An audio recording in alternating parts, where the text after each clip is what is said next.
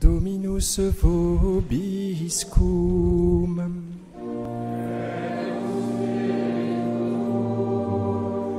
Sequentia Sancti Evangelii secundum Ioannem.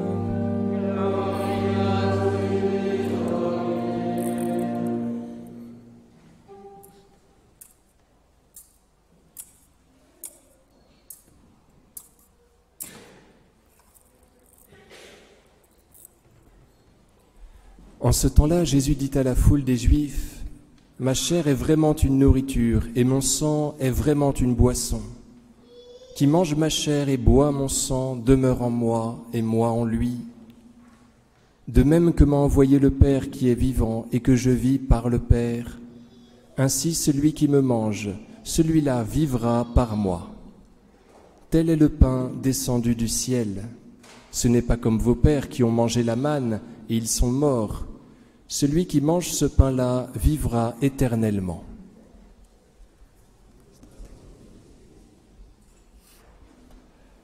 Au nom du Père et du Fils et du Saint-Esprit, ainsi soit-il. Chers amis, le Seigneur Jésus nous offre sa chair à manger. On a toujours peine à croire que se cache la chair de Jésus en cette hostie, que cette hostie plus exactement est la chair du Christ. Béranger de Tours, à la fin du XIe siècle, commence de répandre son hérésie dans l'Église. Il ne croit plus en la présence réelle. Et ce mauvais mouvement est contré par la foi de grands saints, comme Sainte Claire d'Assise, Saint François d'Assise. Vous savez que Sainte Claire d'Assise repousse les Sarrasins en brandissant à l'entrée de son réfectoire l'ostensoir, bien sûr chargé de la Sainte Hostie. Il y a surtout Julienne de Cornillon, Sainte Julienne de Cornillon, une prieure de Liège, qui va commencer de rêver régulièrement la même chose. Elle voit dans ses songes une lune barrée d'une grande bande, verticalement d'une grande bande noire. Et à l'aide de son père spirituel, elle va se rendre compte que ce songe signifie que l'Église doit se doter d'une fête glorieuse supplémentaire. Et avec l'aide de l'ermite Ève de Liège, qui la porte par ses encouragements et sa prière, elle va pouvoir instaurer, en tout cas dans sa ville de Liège, une fête en l'honneur du Saint-Sacrement, où celui-ci est promené dans les rues de la ville. Elle devient la proie des bourgeois de cette ville, pour qui cette fête génère un manque à gagner terrible, et qui ne sont pas d'accord avec le jeûne qui doit être observé lors de cette fête. Donc elle est obligée de s'exiler à cause de cela. Alors je fais un petit historique de la fête.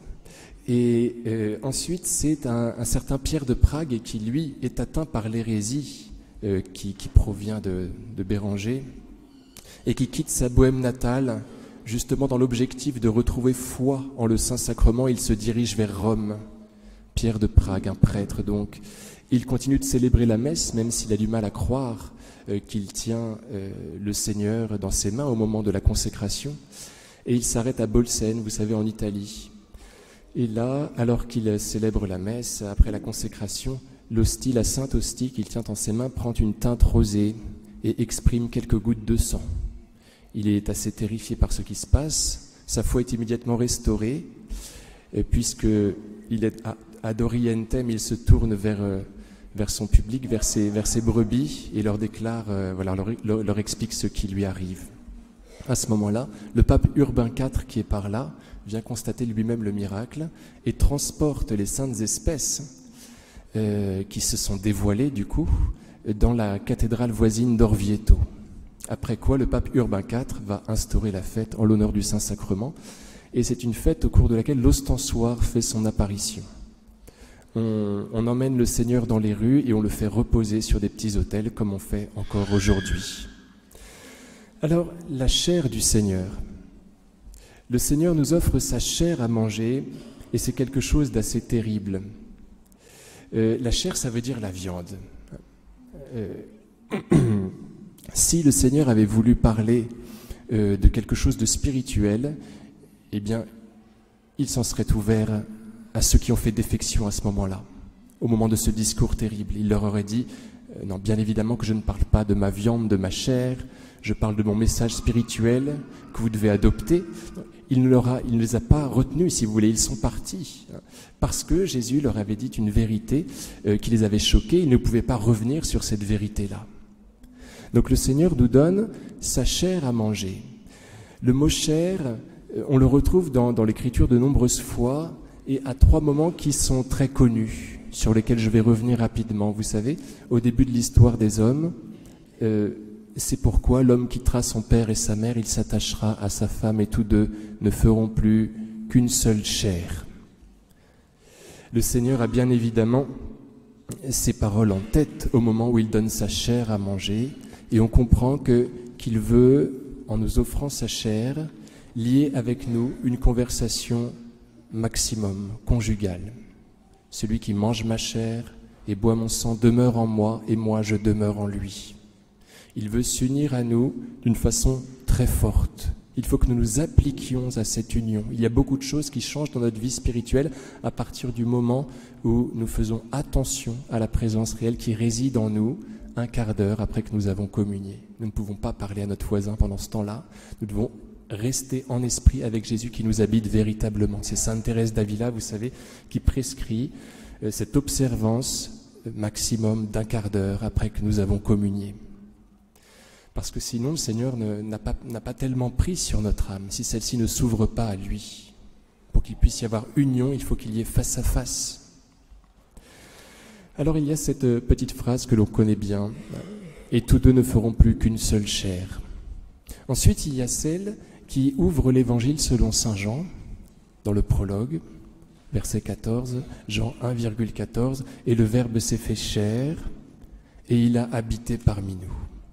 On comprend que le Seigneur, quand il nous donne sa chair à manger, a l'intention d'habiter parmi nous. Et c'est le sens de cette fête Dieu.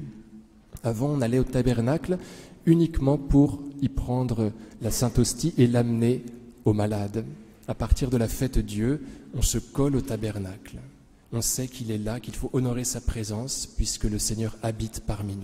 Donc, pensons à cette station près du tabernacle qui est si importante pour nos corps et pour nos âmes. C'est un lieu de non-droit pour le démon. On échappe aux tentations quand on est tout près du corps du Christ, à moins qu'on appartienne vraiment au démon. Alors à ce moment-là, c'est la même chose, c'est le contraire qui peut se produire. Mais normalement, quand on est près de Jésus Hostie, on est complètement réconforté par sa chair. Notre chair à nous demeure en confiance, comme dit un psaume, près de la chair de Jésus.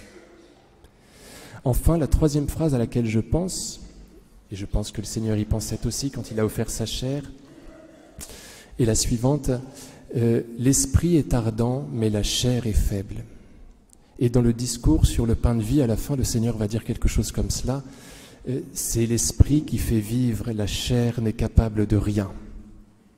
Donc le Seigneur offre sa chair à manger et il nous explique ce qu'est l'amour à ce moment-là.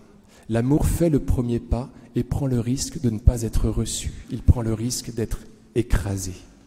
Et c'est pourquoi l'Église inscrit dans les péchés dont l'absolution est réservée au Saint-Siège le blasphème contre les saintes espèces. Parce que le Seigneur est complètement livré et on peut en faire effectivement ce qu'on veut. Il paraît que le curé d'Ars jouait un petit peu avec le Saint-Sacrement, non pas pour lui faire du mal, comme on le sait bien, mais il lui faisait observer qu'il le tenait dans ses mains, qu'il pouvait le lever, le baisser, en faire ce qu'il voulait. On peut faire n'importe quoi avec une hostie sainte, et c'est pourquoi l'Église inscrit comme 5e, alors il fait partie des 5 péchés dont l'absolution est réservée au Saint-Siège, voilà, le blasphème contre les saintes espèces. Donc, positivement, si vous voulez, le Seigneur nous montre ce qu'est l'amour. Il se livre sans retour, il prend le risque de ne pas être reçu. C'est cela l'amour. À cela, nous avons reconnu l'amour. Ce n'est pas nous qui avons aimé Dieu, dit saint Jean dans sa première lettre, c'est lui qui nous a aimés le premier. L'amour, c'est le premier pas, c'est cette prise de risque. Alors, chers amis, appliquons-nous à la présence réelle. Faisons attention au Seigneur Jésus que nous absorbons à ce moment-là. Toute notre vie spirituelle se trouve renouvelée par cette toute simple application à sa chair livrée. Au nom du Père et du Fils et du Saint-Esprit, ainsi soit-il.